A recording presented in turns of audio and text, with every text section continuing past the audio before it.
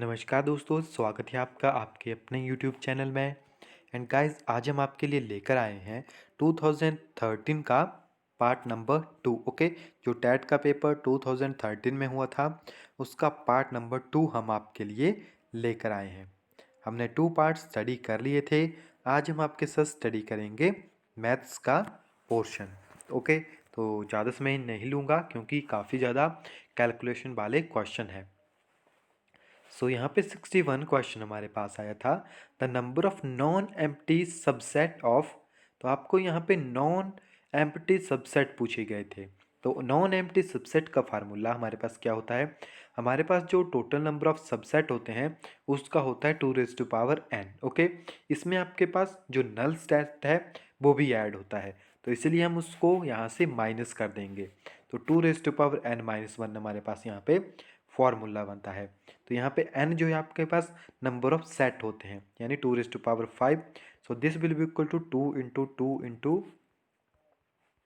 Okay, so 2 4 and 8 and यहाँ पे आपके पास 16 और यहाँ पे 32। ओके, तो 32 - 1 31 जो है आपके पास यहाँ पे इसका राइट आंसर, जो कि यहाँ पे अवेलेबल नहीं है। ओके, तो कंफ्यूज मत होइएगा कि क्योंकि अगर आप बुक देखोगे तो वहाँ पे 15 मिलेगा, तो 15 किसी भी अकॉर्डिंग से नहीं आएगा। हाँ, 15 आपके पास तभी आएगा जब आपके पास केवल 4 एलिमेंट जो है प्रेजेंट होंगे। ओके, तो अगर यहाँ पे 4 प्रेजेंट हैं तो 15 इसका राइट आंसर है, बट अकॉर्डिंग टू क्वेश्चन 31 जो है आपके पास इसका आंसर यहाँ पे आएगा।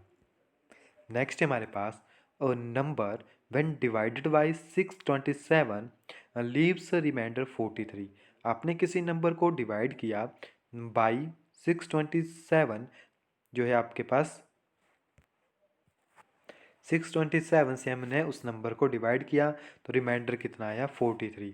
अगर उसी नंबर को हम 19 के साथ डिवाइड करेंगे तो हमारे पास कितना रिमाइंडर जो है वो बचेगा। ओके, तो हमारे पास एक टर्म होती है आपके पास, dividend is equal to divisor into quotient plus remainder. Okay, dividend जिसके साथ हम डिवाइड कर रहे हैं इसको हम ए मान लेते हैं क्योंकि हमें पता नहीं है। ओके, इज इक्वल टू, यहाँ पे डिवाइजर क्या है हमारे पास 2, ओके, जिससे हमने पहले किया था, इनटू क्वोशिएंट हमें पता नहीं है, प्लस रिमाइंडर हमें पता है 43। ओके, सॉरी, अब कंडीशन थोड़ी सी चेंज हो रही है। अब हम उसे 19 के साथ डिवाइड कर रहे हैं। ओके, ए को अब हम 19 के साथ डिवाइड कर रहे हैं। इट मीन्स इसको हम फैक्टराइज कर सकते हैं, यानी 19 × 33 इंटू क्वोशिएंट। ओके, जो हमारे पास यहाँ पे वैल्यू बच रही है, प्लस 19 × 2 + 5। ओके, हमने इनको फैक्टराइज कर दिया है, इसको फैक्टराइज कर दिया, इसको भी हमने ब्रेक कर दिया है पार्ट्स में। अगर हम 19 के साथ जो है इनको डिवाइड करेंगे तो अगर इसको देखोगे तो ये 19 के साथ कंप्लीटली आपके पास यहाँ पे हो जाएगा। एंड अगर इसकी बात करें तो आपके पास यहाँ पे 5 जो है इसका रिमाइंडर बच रहा है। ओके, ये आपके पास टर्म बन गई। अब हम यहाँ से कॉमन ले लेते हैं, कॉमन हमारे पास आ गया 19। ओके, अंदर हमारे पास बच गया 33 और यहाँ पे आपके पास क्यू प्लस 2। ओके, यहाँ से 2 अंदर चला गया, प्लस 5 जो आपके पास यहाँ पे बच रहा है। तो 5 जो हमारे पास यहाँ पे बच रहा है वो ही इसका रिमाइंडर है। ओके, आप नॉर्मली फैक्टराइज कर सकते हैं, जैसे कि पता है आपको 19 के साथ कर रहे हैं तो इसको फैक्टराइज कर दीजिए। अगर ये कम्प्लीटली आपके पास डिवाइड हो रहा है, इट मीन्स कि अब आपको इसको डिवाइड करना पड़ेगा। जब हम इसको डिवाइड करेंगे जो भी यहाँ से रिमाइंडर बचता है वो ही हमारे पास 19 से डिवाइड करने के बाद रिमाइंडर बचेगा। ओके, तो आप डायरेक्टली इसको भी डिवाइड करके चेक कर सकते हैं, बट आपको फर्स्टली इसको डिवाइड करना पड़ेगा कि क्या ये कम्प्लीटली डिवाइड होता है। अगर ये कम्प्लीटली डिवाइड होता है तो आप डायरेक्टली इसको डिवाइड कीजिए, आपके पास आंसर आ जाएगा 5। नेक्स्ट है हमारे पास which of the following fraction is the greatest. तो आपके पास पूछा गया है कि ग्रेटेस्ट फ्रैक्शन कौन सी है। ओके, तो अगर आपके पास जो डिनोमिनेटर है वो इक्वल हो तो हम इजी वे में निकाल देते हैं, बट अगर हमारे पास डिनोमिनेटर इक्वल ना हो तो हमें एक दूसरे के साथ इसको कंपेयर करना पड़ता है। ओके, बट आपके पास एक और तरीका है जो कि इजी वे है अगर मैं कहूँ तो, क्योंकि कंपैरिजन में भी उतनी कैलकुलेशन लगेगी, आपके पास, एंड ऐसे अगर आप करोगे तो फिर भी आपके पास उतनी ही कैलकुलेशन जो है यहाँ पे लगेगी। आपको क्या करना है, डायरेक्टली इनको डिवाइड कर देना है। 21 से 16 को डिवाइड कर दीजिए तो आपके पास बनेगा 0.76। जब हम इसको डिवाइड करेंगे तो 0.84 बनेगा। ओके, एंड जो नेक्स्ट है हमारे पास 11/19, जब हम इसको डिवाइड करेंगे तो हमारे पास 0.5 बनेगा, एंड जब हम इसको डिवाइड करेंगे तो हमारे पास 0.6 बनेगा। तो सबसे बड़ा कौन है हमारे पास, 0.8। सो ये फ्रैक्शन आपके पास सबसे बड़ी है। नेक्स्ट है हमारे पास the number 0.05 is what percent of 20। हमें क्या निकालना है, 0.05 20 का कितना परसेंट है। ओके, तो अगर डेसिमल को रिमूव करता हूँ तो यहाँ पे 2 जीरो आ जाएगी जो कि यहाँ पे कैंसिल हो जाएगी। ओके, एंड अगर मैं 5 को फिर 20 के साथ डिवाइड करता हूँ तो इट मीन 0.0 एंड 2, आपके पास 10 बच जाएगा, 0 एंड 5, यानी 0.25 जो है आपके पास यहाँ पे इसका आंसर आएगा। नेक्स्ट हमारे पास the ratio of two number is, आपके पास दो नंबर की रेशियो गिवन है जो आपके पास 3:8 है। ओके, तो डायरेक्टली इसको मान सकते हैं हम x एंड y की रेशियो है आपके पास 3:8। ओके, इस तरह से हम इसको लिख सकते हैं। तो x will be equal to 3y/8। Okay, इन्हीं का डिफरेंस जो है आपके पास वो 115 है। आपको ग्रेटेस्ट नंबर निकालना है, तो मैं मान लेता हूँ कि y जो है आपके पास वो बिगेस्ट नंबर है, x जो है स्मॉलेस्ट नंबर है। ओके, तो जो बड़ा नंबर होता है उसी में से हम माइनस करेंगे क्योंकि हमारे पास डिफरेंस पॉजिटिव में आया है। ओके, बड़े में से छोटे को माइनस करेंगे। तो हमने इसको मान लिया आपके पास यहाँ पे, एंड जो हमारे पास यहाँ पे वैल्यू आप निकाल सकते हैं आप, तो ये x की वैल्यू बना सकते हैं यहाँ से, या आप y की वैल्यू भी यहाँ से बना सकते हैं। तो हमें निकालनी है y की वैल्यू। ओके, तो हम यहाँ से आपके पास x की वैल्यू निकाल लेंगे। सो x इज इक्वल टू आपके पास क्या हो जाएगा, y-115। ओके, x की वैल्यू मैंने इस इक्वेशन से निकाल ली। अब इस वैल्यू को मैं यहाँ पे पुट करूँगा। जब मैं इस वैल्यू को यहाँ पे पुट करूँगा तो हमारे पास क्या बनेगा, हमारे पास बनेगा 5y is equal to 9 20, this will be equal to 184। Okay, so which one is the right answer, 184 जो है आपके पास यहाँ पे बड़ी टर्म आ रही। छोटी टर्म भी निकाल सकते हैं, छोटी टर्म आपके पास 115 आएगा। ओके, नेक्स्ट है हमारे पास at what rate percentage annual sum of rupees 1800 will become 2700 in 10 year. तो यहाँ पे आपके पास सिंपली रेट पूछा गया है। ओके, तो हम वही फार्मूला यूज़ कर, simple interest is equal to principal into rate into time upon 100।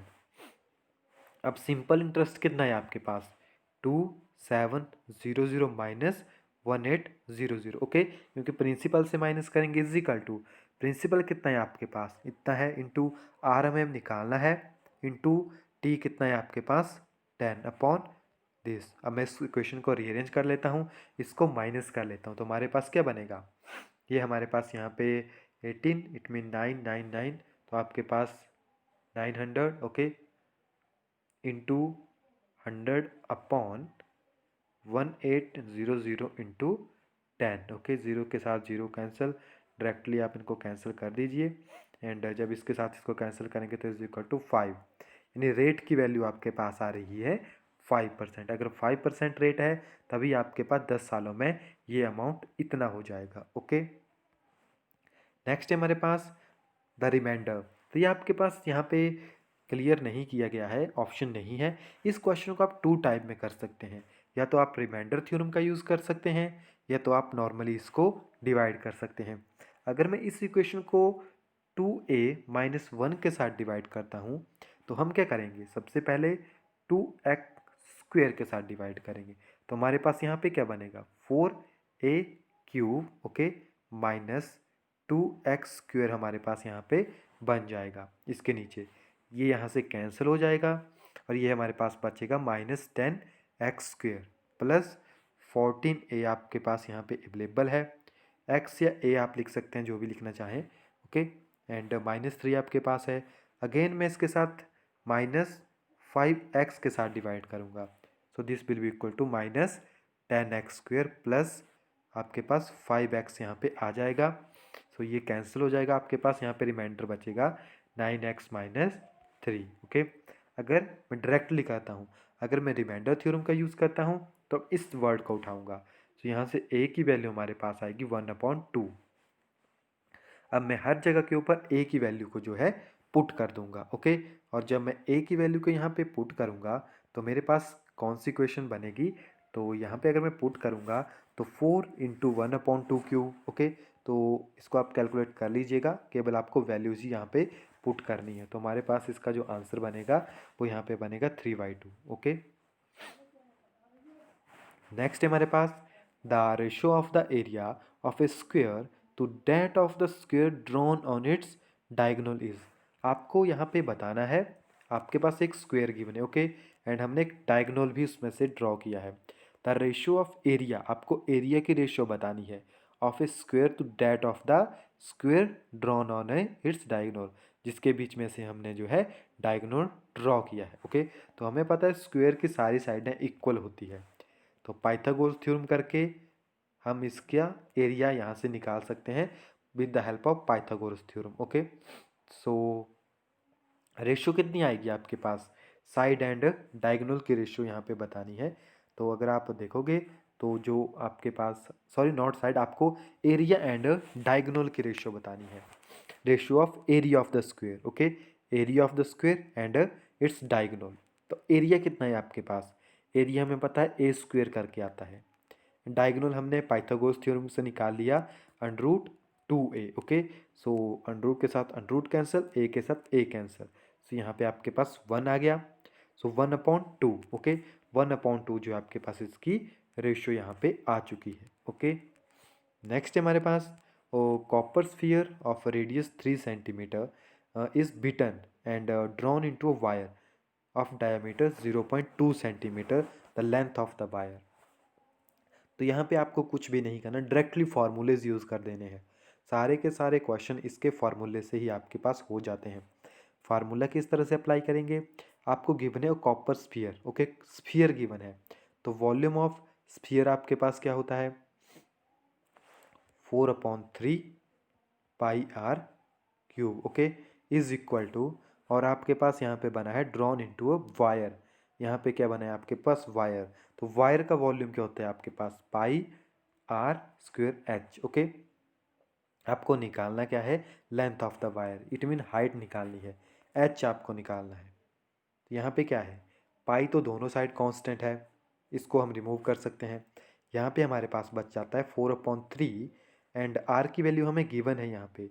Okay, क्योंकि आपके पास क्या है, वॉल्यूम सॉरी रेडियस है, रेडियस हमें पता है स्फीयर का कितना है आपके पास 3। ओके, तो ये आपके पास यहाँ पे बन जाएगा 9 and is equal to pi r, जो आर है आपके पास वो है रेडियस, यहाँ पे हमारे पास डायमीटर गिवन है 0.2, तो ये आपके पास 0.1 हो जाएगा, 0.1 का स्क्वेयर।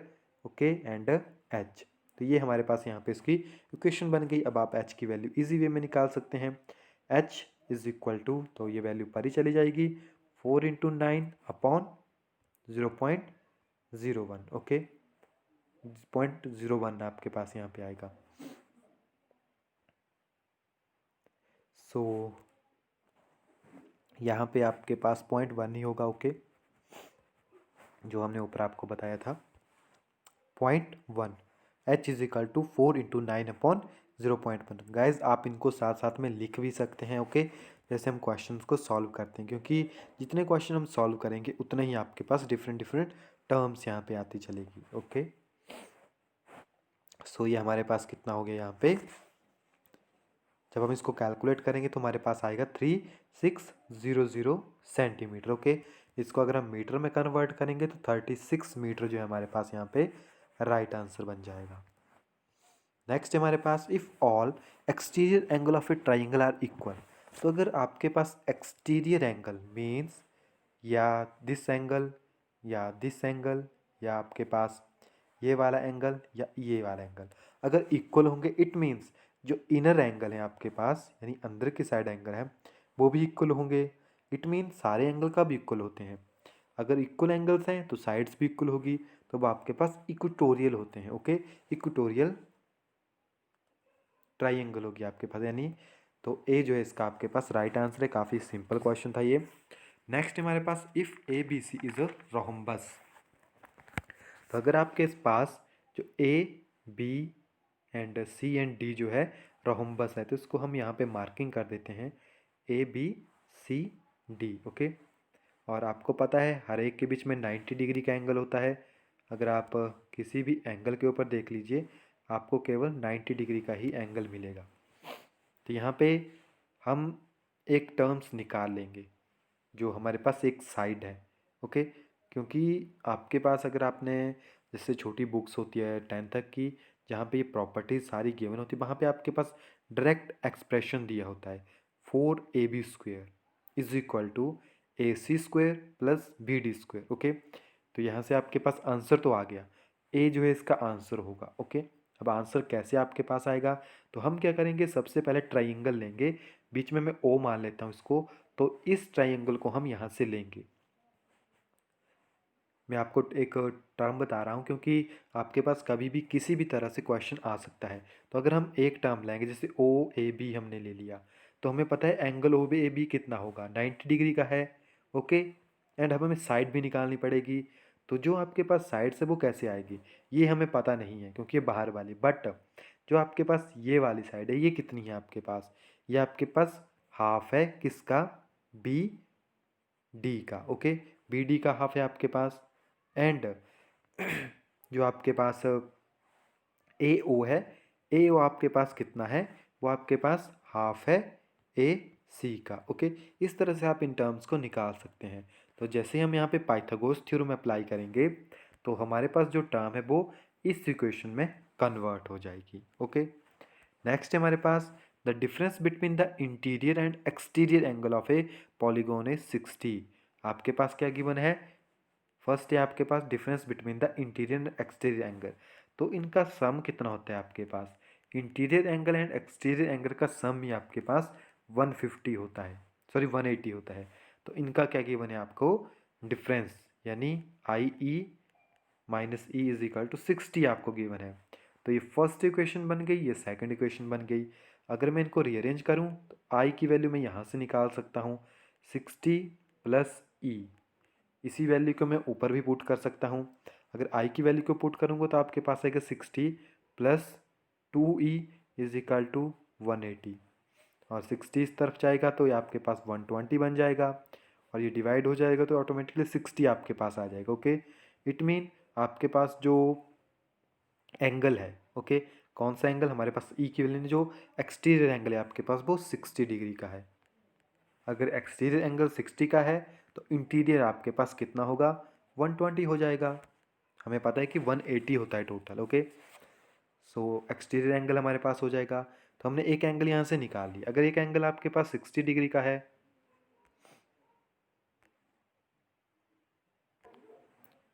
अगर एंगल 60 डिग्री का होगा, इट मीन्स कि टोटल एंगल होते हैं आपके पास 360 के। जब एक सर्कल आपके पास बनता है, उस सर्कल को बनाने के लिए ब्रेक्स होती है आपके पास, अगर वो ब्रेक्स पूरी तरह से अप्लाई हो रही है कुछ इस तरह से, तो हम क्या करते हैं, अगर 360 के साथ आप किसी भी एंगल को डिवाइड करेंगे तो आप उसकी साइड्स निकाल सकते हैं।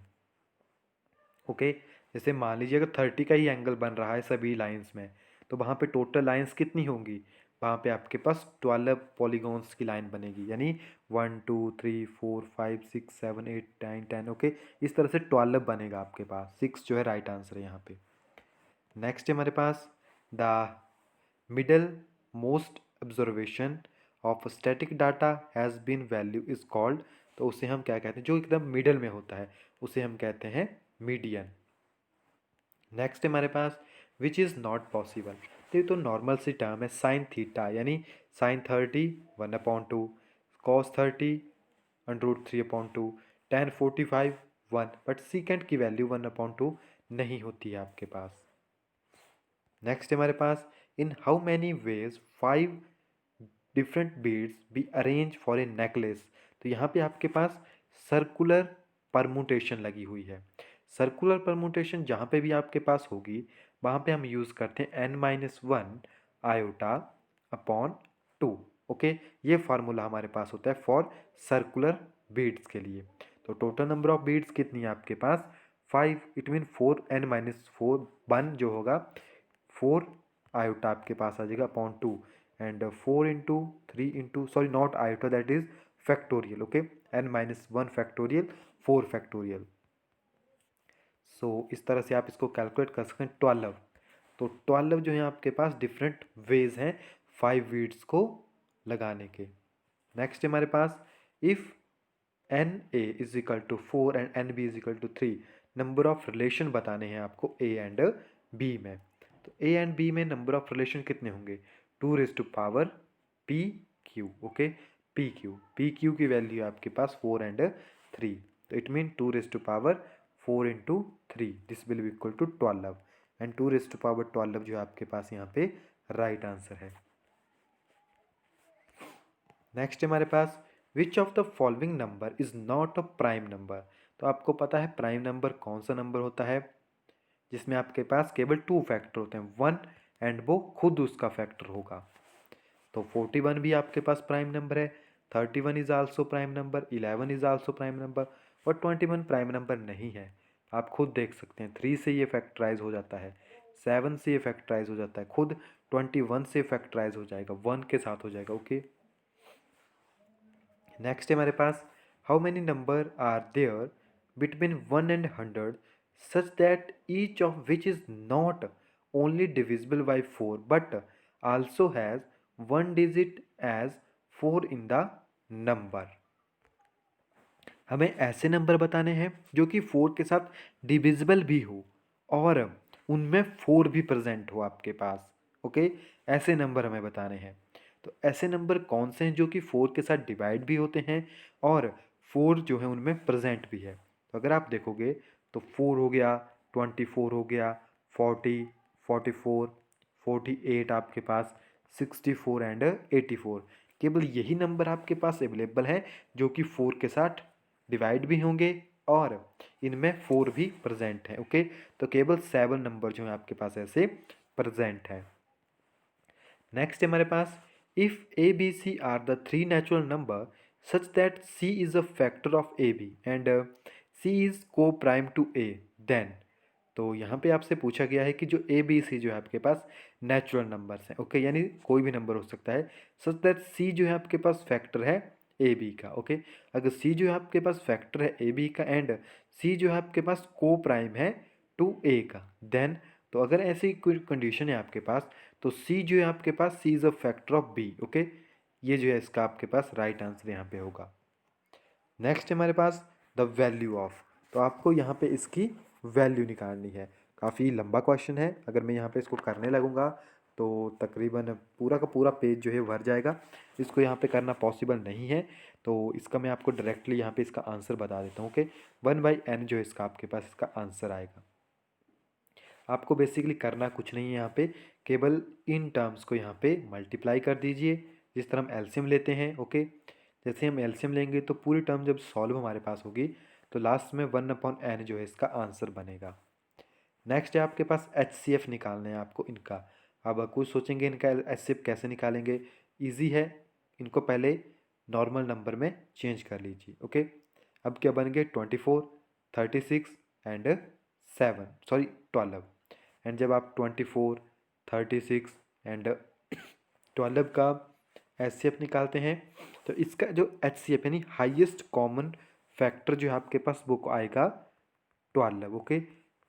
आप इसको चेक कर लीजिएगा हाईएस्ट कॉमन फैक्टर आएगा इसका 12 एंड जब 12 आएगा तो अब क्या करना है आपको तो आपको देखना है कि डेसिमल किसके बाद लगाएंगे। दो में तो एक एक के बाद है तो एक के बाद मैं लगा दूंगा। अब एक में आपके पास 2 के बाद है तो वो भी हमें अप्लाई करना पड़ेगा। इट मीन्स यहाँ पे 2 के बाद आपके पास यानी जो हाईएस्ट नंबर होगा डेसिमल का प्लेस का वही आपको अप्लाई करना है यानी 0.12 जो आपके पास इसका HCF होगा।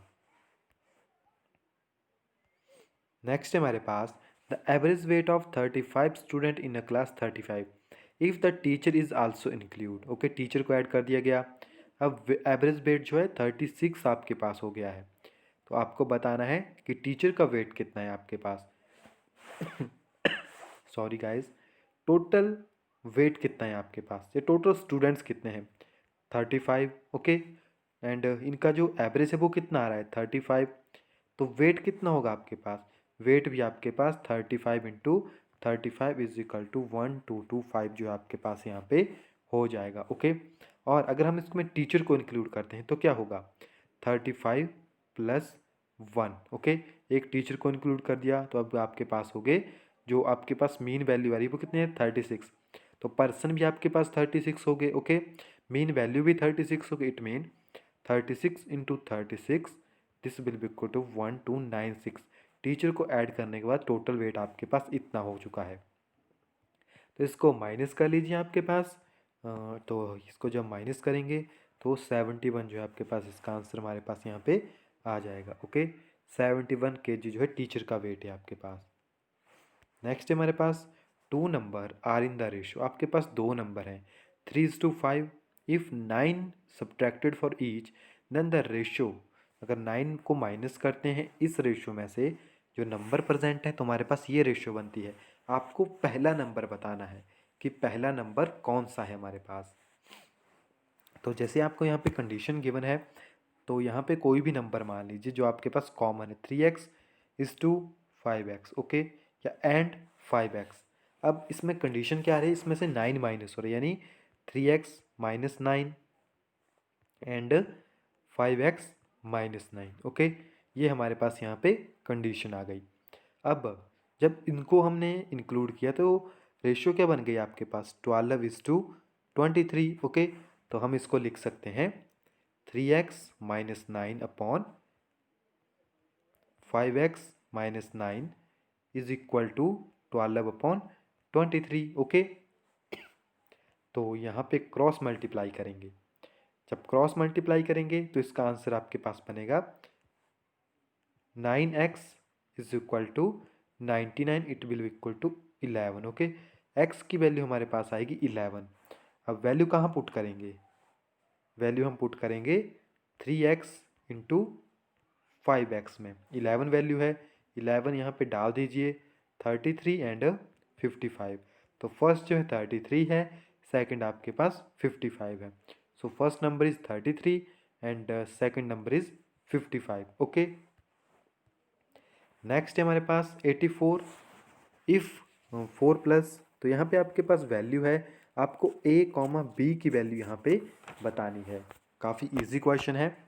आपको क्या करना है, सबसे पहले लेफ्ट हैंड साइड लेनी है। जब हम लेफ्ट हैंड साइड को लेंगे तो वही हमारा फार्मूला जो हम इन क्वेश्चन को करने के लिए यूज़ करते हैं, इनटू जो हमारे पास न्यूमरेटर है उसके साथ हम इसको डिवाइड भी करेंगे एंड उसके साथ हम इसको माइनस भी करेंगे। ओके, तो जब हम ऐसा करेंगे तो ऊपर क्या बन जाएगा, दोनों आपके पास सेम टर्म है यानी स्क्वायर हो जाएगा डायरेक्टली। नीचे क्या है आपके पास a plus b and a minus b. Okay, तो हमारे पास फार्मूला होता है a square minus b square is equal to a plus b and a minus b.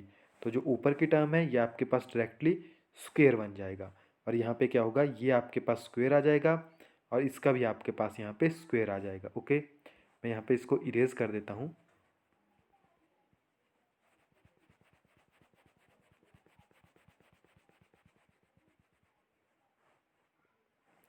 तो इसको अगर मैं आगे कैलकुलेट करूँगा तो हमारे पास क्या बनेगा, इज इक्वल टू ये हमारे पास बन गया a प्लस बी का स्क्वायर यानी a square plus b square plus 2ab। Okay, and root 5।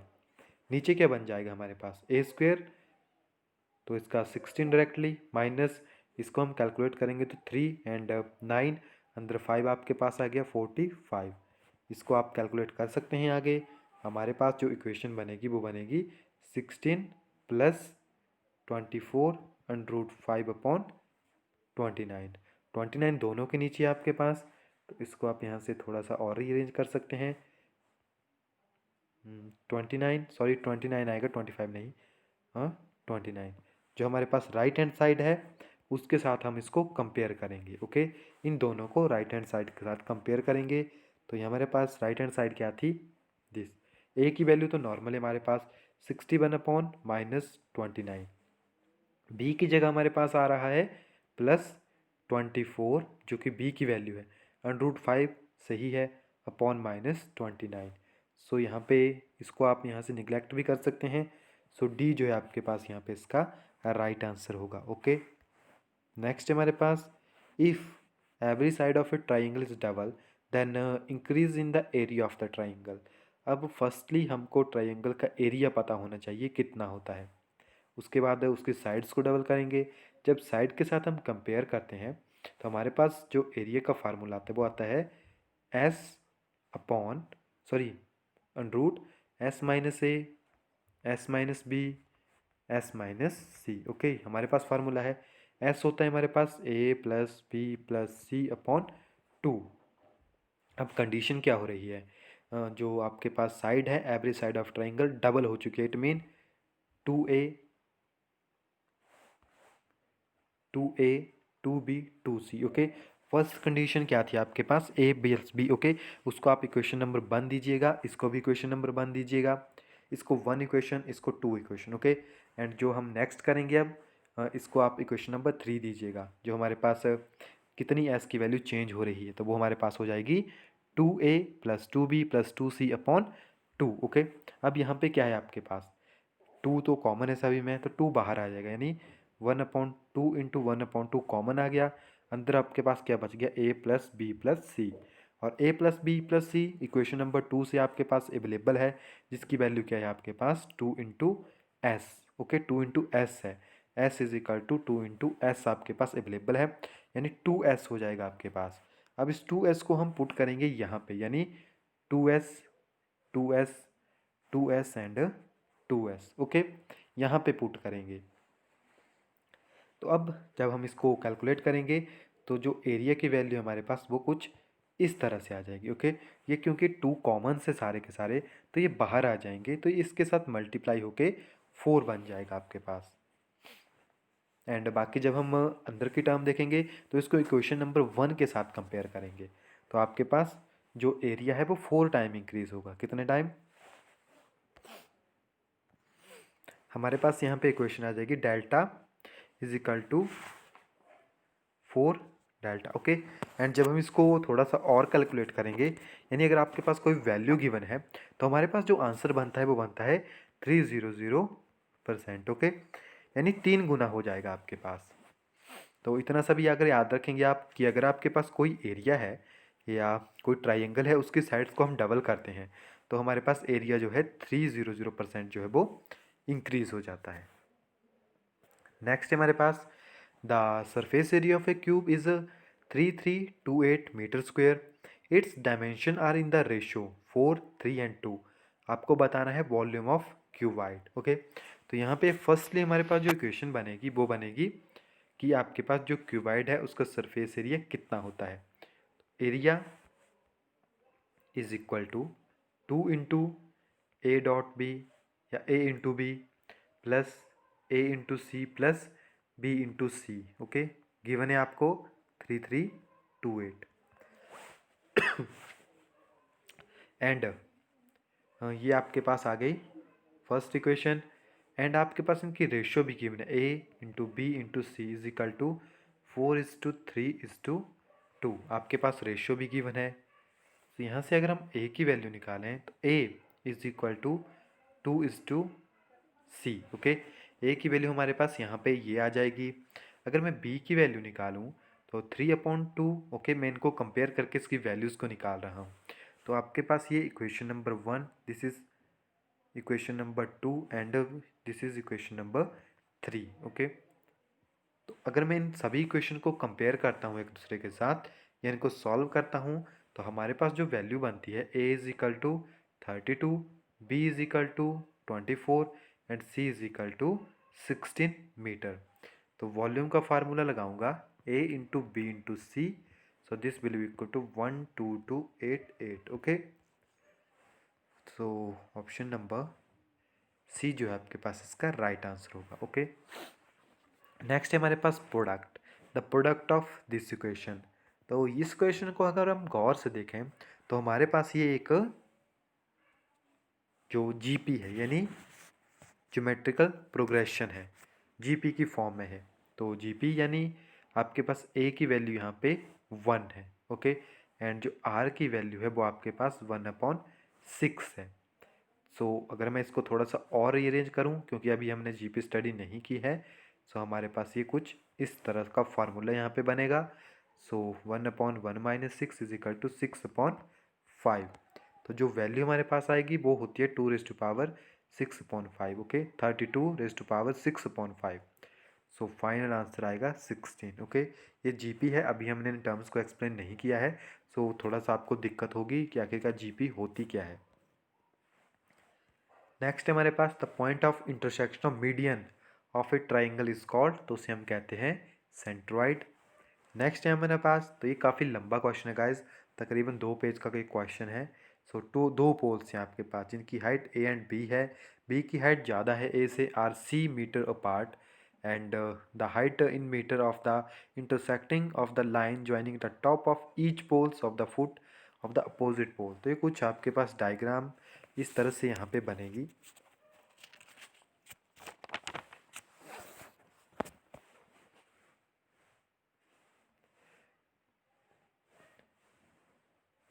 Okay, कुछ इस तरह से आपके पास ये वैल्यूज़ यहाँ पे आ जाएगी। तो इसको हम बाद में स्टडी करेंगे एकदम डिटेल में, अभी इनको स्टडी यहाँ पे नहीं करेंगे। मैं इसको आपका आंसर बता देता हूँ, बी जो इसका आंसर होगा आपके पास। नेक्स्ट है हमारे पास, if median is equal to 3 and mean is equal to 2, तो मोड निकालना है। तो मोड का फार्मूला आपके पास होता है 3 median into 2 mean. Okay, mode is equal to 3 median into 2, sorry not into, minus